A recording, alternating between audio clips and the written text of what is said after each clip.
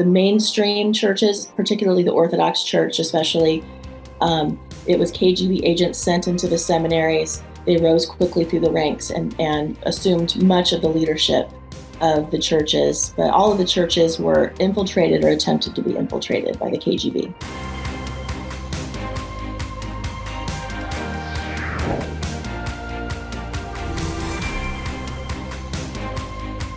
Welcome, everybody, to another episode of Conversations That Matter. With us is a very important guest. She has some incredible insights into what's going on in America right now and the parallels with what happened in the Soviet Union, especially as it relates to Christianity and the church.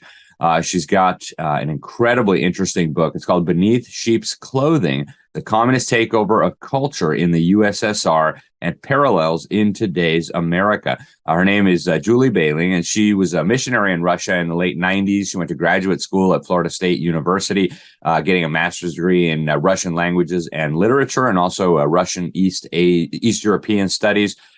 She's actually taught beginning and intermediate Russian during those years, and she wrote her master thesis on underground Christian movements in the Soviet Union, their survival tactics, and of course the tactics that the Soviet regime used to squash them. And what really caught my interest about this is that she says the same tactics that the Soviet dictatorship was using are now being used here in America. Julie, welcome to the program. Thank you so much for joining us today. Let's just get right into it. So you're arguing that similar things to what happened in the Soviet Union in terms of the government's dealings with the church and with Christianity are now being observed here in America. Talk to us about that. Absolutely. There's three major tactics that I researched in depth for my thesis. And for anyone who knows anything about Soviet history, it's not going to be that big of a surprise. Number one, anti-religious propaganda and pro-communist propaganda, of course, in the schools, in the media, in the arts, and just broadly throughout every strata of society.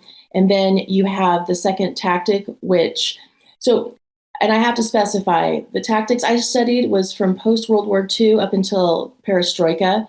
In the early years of the Soviet Union, they disbanded with the tactic because it backfired. And that tactic was broad persecution of all Christians, broad arrests and imprisonment of all clergy, and execution of, many, many clergy. And that bred a lot of underground movements. And so after World War II, post-Stalin, what they did is they gave them more freedom, but they kept the heavy persecution just for the religious fringes, just for a few groups that were operating illegally, that were not registered with the government, because if they registered with the government, they wouldn't have freedom of religion. And these are the people that were continued to be arrested. Their meetings were raided. They had their children taken from them to be raised in foster care by the communist government. They suffered lengthy periods of imprisonment in the Gulag. So again, and the groups that I studied for my thesis, and the main groups that received that treatment were the underground Baptists, Pentecostals, Jehovah's Witnesses, and Seventh-day Adventists. There were break-off groups. So there was one section of Baptists that were going along with the government, and I'm sure most of the people had good intentions. They were registered with the government and considered legal. But the illegal Baptists, they wanted to continue to teach their children to pray, for instance. They wanted to continue to be able to proselytize and do things the way that they felt were the correct way, and not make a deal with the government. These were the ones that were, a Baptist choir director spends 5 years in the Gulag just because he's a choir director for the underground Baptists. So again, the religious fringes received that heavy hand all the way basically through the end of the Soviet Union. And then the third tactic is the infiltration of the churches through KGB agents. The mainstream churches, particularly the Orthodox Church especially, it was KGB agents sent into the seminaries. They rose quickly through the ranks and assumed much of the leadership of the churches, but all of the churches were infiltrated or attempted to be infiltrated by the KGB. Wow, that's terrifying. So talk about some of the parallels that we're seeing in America. You think that the government is kind of stepping up attacks on maybe fringe Christian movements, kind of outside of the mainstream. Give us some examples and why that has you so concerned. Well, the whole thing that got me, so I finished my thesis in 2004, And I had a feeling that there was a purpose for me to write my thesis, so I didn't get rid of my materials. I set them aside. But then in 2008, there was a raid on a very unpopular minority religious organization in America, tanks, snipers, even though they were not a violent group. And then they had all their kids taken from them and put in foster care with no due process. And again, it's a group that no one likes. It's the FLDS, fundamentalists, Latter-day Saints, or polygamists, and they had their rights infringed in 2008. And when I saw that, I looked more closely, and really freaked me out, actually. Another really good example, going a little further back, is the Branch Davidians in 1993 with the horrific raid on Mount Carmel in Waco, Texas, and the horrific treatment that they received. Again, David Koresh probably could have been found guilty of statutory rape, but you don't raid a whole group. And then the evidence shows that our government actually basically torched this group and wanted them to die. That is what the evidence shows, more than that they set themselves on fire. That's not much evidence for that. So those are some pretty glaring examples.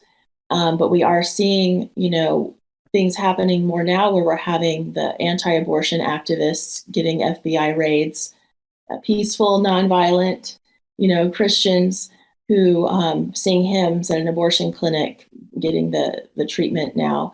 And I really and truly expect that we'll see a ramping up of again, starting with the more fringy Christians. They don't want to go after the whole body of mainstream Christians, but then again, they have much of the mainstream Christians under their control. Unfortunately, that's what it looks like to me.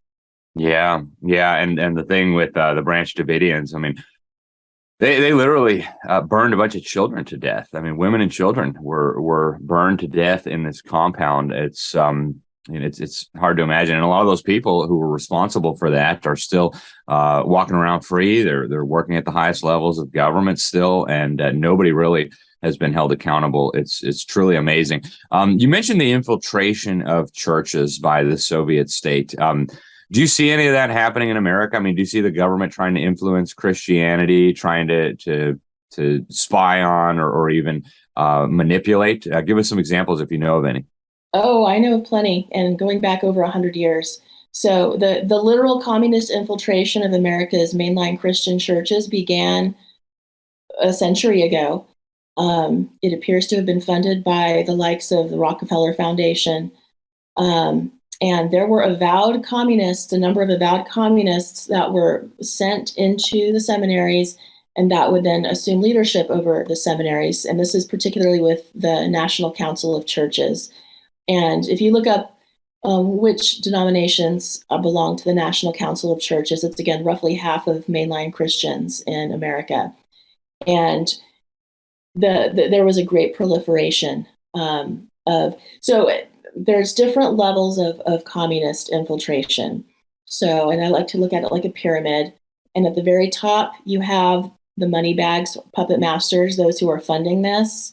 Again, Rockefeller Foundation, plenty of evidence for that. The second level down is avowed communists. And we have several examples of that as well, again, in Christendom, going back, to the 20s, 30s, 40s, and then beyond. By the 1950s, the infiltration of about half of the mainline Christian churches was very, very deeply rooted. And then in more recent years, I was very shocked to watch Trevor Loudon's documentary about the infiltration of evangelicals in like the past decade. Very shocking and horrifying to me. And again, after you have the avowed communists, the next level down is fellow travelers. They're not communists, but they're more socialists. But they do most of the heavy lifting for subverting the populace to communist-friendly ideas and viewpoints. And within America's churches, the viewpoints that we have proliferating by these communists is a demytholization of Christianity. No, Jesus wasn't really born of a virgin mother. No, the Bible isn't literal. It's just figurative. And getting away from focusing on helping people have that relationship with God and salvation from sin, to going into a social gospel and social justice to replace it. And it's very, very crafty. Yeah, it truly is alarming. And that movie, we've had Trevor Loudon on to talk about the movie and some of the other people involved with the film.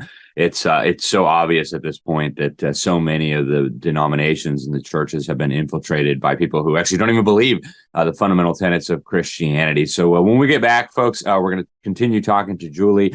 We're going to talk about how Christians survived these persecution and tactics by the Soviets. We'll be right back. Stay tuned.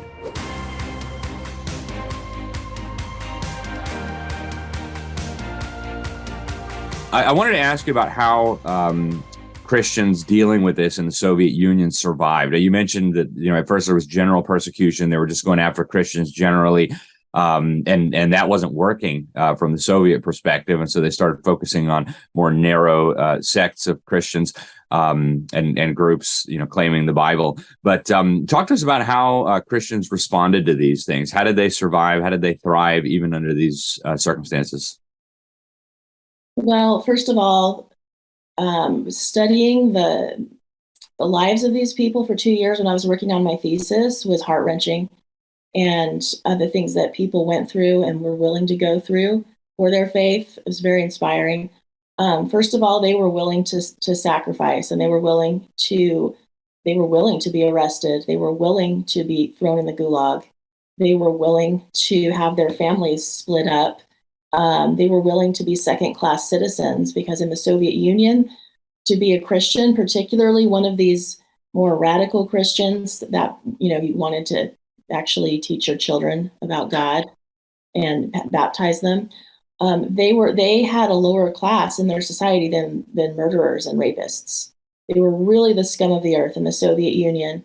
They had large families, and in the Soviet Union, abortion was very, very common, and it was the only form of birth control. So most women had many abortions through their lives, and but these Christians didn't. So they would have 8 kids, 10 kids, abjectly poor, very much on the fringes of society, and they were hated because they were part of Christian movements that were not Russian in origin, and the Russian culture was very biased against them. The word for sect in Russian has the connotation of cult, so they were crazy cultists that no one liked. They were very easy targets for the Soviet government, but being willing to sacrifice and suffer, they had underground printing presses in many cases. First of all, they would copy religious texts by hand, and people would spend hours copying, parts of the Bible or various other tracts and hymnals. They would have underground printing presses. They would hold meetings in secret in the woods and people's homes. They would do them late at night. The most significant of all the tactics, some of them engaged in acts of protest. And I have to say, the ones that engaged in acts of protest very much sacrificed themselves, and it did not lead to their personal success. But overall, I do believe it led to the success of the Christian cause. So there were people that were essentially martyrs that were willing to be those people who stood up to the state in a very big way with demonstrations and various other things.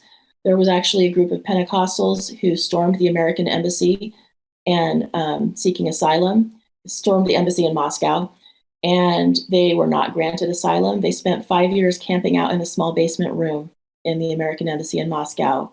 And finally, they engaged in some fasting and for lengthy periods to try to get the American government to allow them to immigrate. And eventually they were allowed to come to the States. The most interesting tactic, it's not so much a tactic as a feature that I discovered that was most associated with success of these underground Christians, was a decentralized leadership. The more that a church was very centralized with high up leadership, top down approach, the more that those churches could be infiltrated and then controlled or broken up. The Pentecostals were actually the most successful of the churches, and they had a very different approach where they did have leaders, but they taught their members that they had what they called the priesthood of the believer, and they were taught that whatever you felt called to do, you go do that. So they could they could take a leader out, but the people were all taught that and then someone else would just pop right into place. So it was very difficult to shut down a movement when all of the people were empowered that they were connected with God to discover what their particular role was. And I feel like that is, for me, the biggest takeaway for application to America. Fascinating. And as the climate in America gets more and more repressive, there's probably some useful lessons there for the future. Julie, I want to ask you about K through 12 education. I know you talk about this pretty extensively in your book. It's an area, obviously, that I've focused on a lot. What do you see in terms of education? And are there parallels here also with what the Soviet government was doing? Wow. Yeah. Definitely huge parallels, but also some big differences. For instance, when communism took over in Russia, the they had just the peasants, which was like over 80% of the population. They had just been freed from serfdom just a few decades before. They were mostly illiterate. The society was not industrialized. There was not a broad public education. And so, from the very get go, as public education was developed in the Soviet Union, of course, the communists had their hands in it. So, completely different from that, America, we already had a lot of the population educated. But what we had some of these Gilded Age robber baron Rockefeller Carnegies who used their vast amounts of money. They were investing more in public education in America than the government was back in those early decades. And they absolutely had nefarious goals. I'm preaching to the choir here. But we had these Gilded Age robber barons getting control of the government and putting in power either avowed communists or socialist people who had been trained in Prussia and trained that education is not about bringing out the best in the individual, but training up people as to be cogs in the system.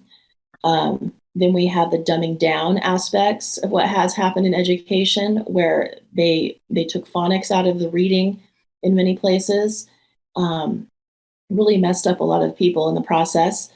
And then we fast forward now to the last decade plus, where we have the neo-Marxist critical theories being heavily injected in the schools. And we're kind of at an end stage of that now. It's absolutely shocking and frightening to watch. I have myself an 8-year-old son. And so, but we have the critical race theory, queer theory, gender theories, and the sexualization of children in the schools with this comprehensive sexuality education, all designed to destabilize, turn our children into essentially communist revolutionaries who want to overthrow the systems of power of America. And, that's what communists do. They love to get the youth all riled up. Yeah, terrifying. We've only got a couple of minutes left, Julie. I want to ask for your thoughts on, what should parents be doing? What should decent Americans be doing? What should Christians be doing in response to all this? And of course, how do we get your book? Well, my book's available at Amazon, and also my website. You can get the first few chapters for free, beneathsheepsclothing.com. What should parents do? I have a whole final chapter of my book dedicated to solutions. And number one, we need to learn what's going on. We need to see these agendas. And when you see the problem with our education is we have not been taught about what communism is and what it does in America. We don't have this knee-jerk reaction like we do to Nazism, but we need to know what communism does, that the fruits of communism are death, impoverishment, and enslavement.